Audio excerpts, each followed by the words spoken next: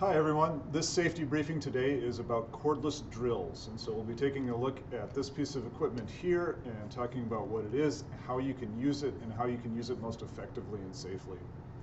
First of all, what we have here is basically an electric motor, and it's in this part right up here. And that electric motor is powered by a battery, which is removable, like this. And then on the front of that electric motor is a device that is going to grip onto things that we can put in the center, right there.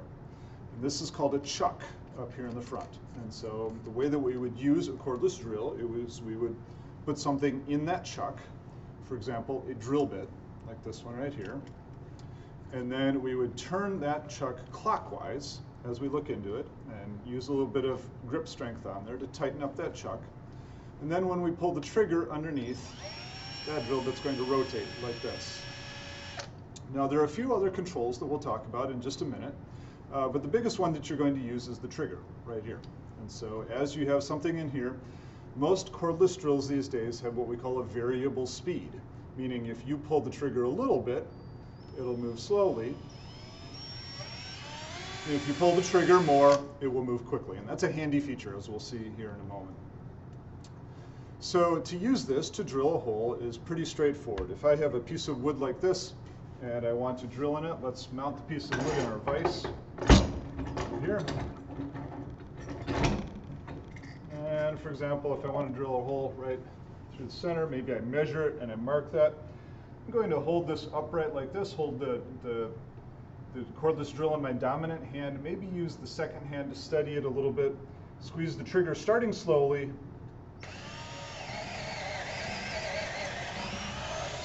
and drill through like that. Notice that it is my responsibility to make sure that I'm straight and I'm not drilling it at an angle unless that's what I really want to do. So all the accuracy and the aiming is up to me. But of course I don't have to worry about spinning that drill bit very hard at all. That's the job of the cordless drill. So I can concentrate on doing this accurately and safely. Let's talk about a few more controls on the cordless drill. Just above the trigger on many cordless drills, including this one, is a small switch that can be pushed from side to side. It's right up here. And on this drill, it actually has 3 positions. In the middle, that trigger is locked. So if you ever pick one up and it doesn't seem like the trigger is going to do anything, check for that. But then the other 2 directions change whether this drill bit will spin clockwise or counterclockwise. Almost every drill bit out there is designed to spin so that as you're looking down at the drill bit will spin in a clockwise direction to cut away the material and make a hole. And I can tell you many, many times in working with young people or first-time users of cordless drills, they'll be up here spinning away like this and say, hey, the cordless drill's not working. The drill bit must be broken or something like that. And I'll pick it up and push the switch over there to the other direction and say, I don't know, it's working fine for me. And if I'm feeling particularly ornery, I might quietly switch the switch back to counterclockwise before I hand it back to them and say, you try it. Most of the time, though, I'm nice and I point out, you want to have this in the clockwise direction. So I'll take that drill bit out and I'll put in a smaller one like this. One other thing besides just drilling holes for whatever straight up purpose we want, another thing that we do often is drill a very small hole called a pre-drill hole before we drive screws. And you can see I've switched this for a bit that's an appropriate pre-drill size bit. And I'm going to turn this piece of wood the other direction. And we'll drill a couple holes for pre-drilling screws. Something like this.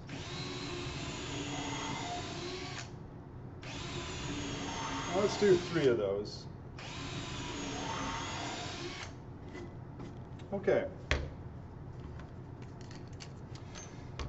Now, those of you who have driven screws by hand before know that it takes a lot of work to drive a screw like this, even in wood. Even with a pre-drill hole like that, this is a lot of grip strength and a lot of effort. And so another thing that a cordless drill excels at is driving fasteners like this, like screws. To do that, I am going to put a Phillips bit.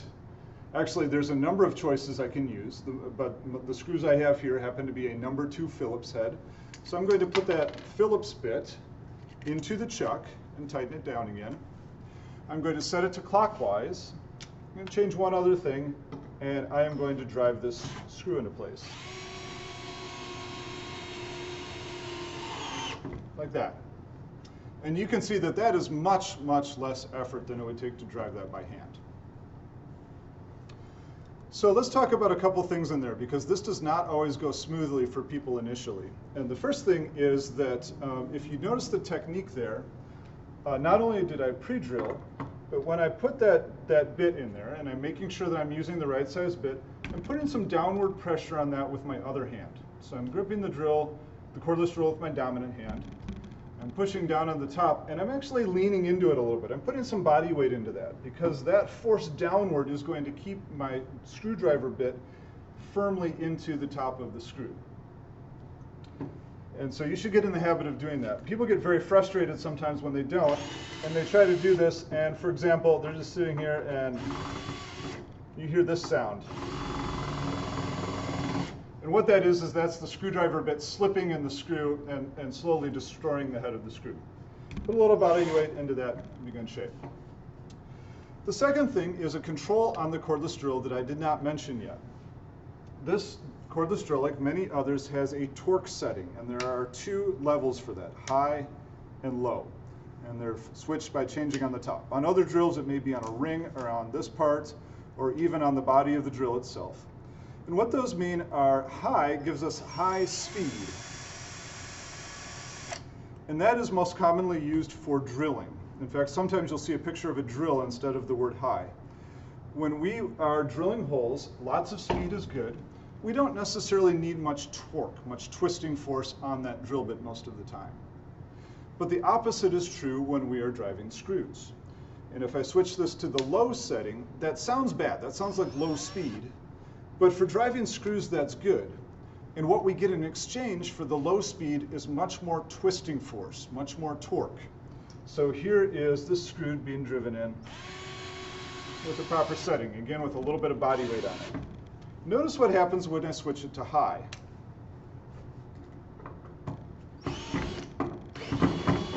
First of all, it's harder to control because the drill is spinning faster.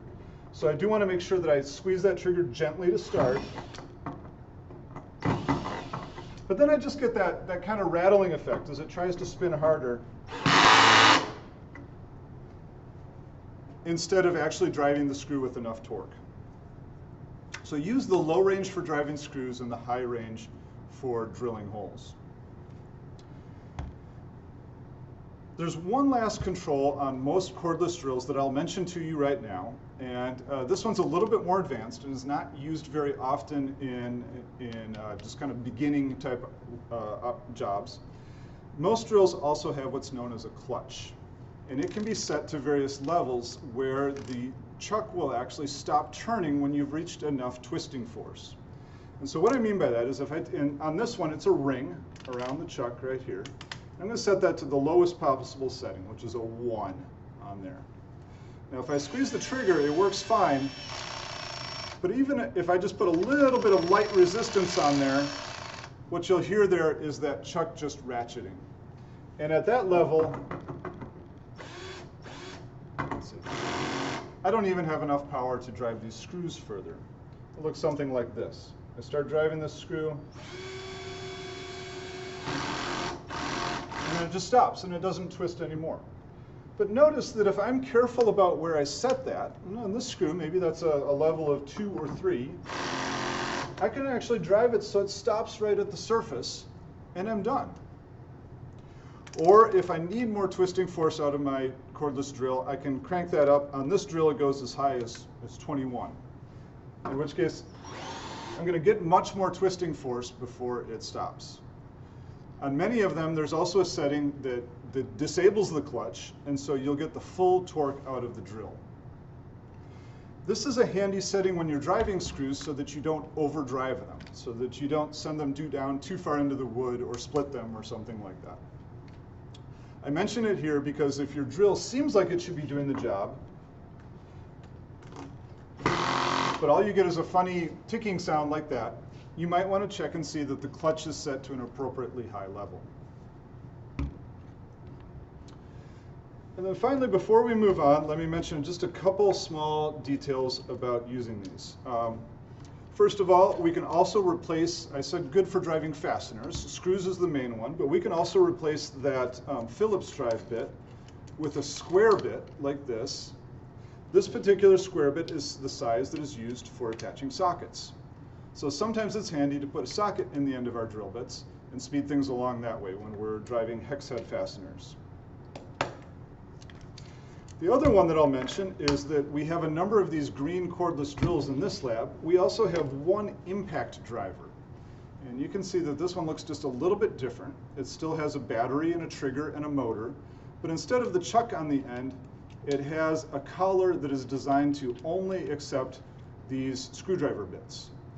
And to use that, what we do is we put the bit in, we pull the collar up gently, and that bit will drop into place. And as you can guess from that, it's not really designed for driving screws. It has, as it goes around, kind of a hammering motion, similar to what we heard from the chuck. And this tends to be pretty handy for driving screws.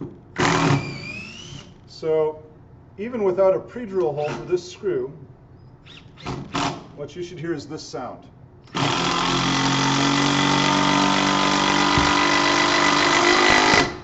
And that's not necessarily a very pleasant sound, but what that is the sound of hundreds of little impacts that are basically hammering that screw around in a circle. And it can drive it with much less torque and less stress on our body. So we have the impact driver here as well. For all of these, be a good neighbor. If you are using them and the battery wears down, don't just put this back in the toolbox and cross your fingers that somebody else solves the problem. Take the battery out, walk it over to the battery charger and put it in and grab a fresh battery. And if you do that and everybody else does that, every time the battery runs out, there will be a fresh battery there waiting for you to plug back in. And in this lab, that's located right around the corner from our toolboxes. Drop that battery in, bring a fresh battery back, plug it in, and we're good to go. So there are the cordless screwdrivers and the impact driver, and that's our safety briefing on these.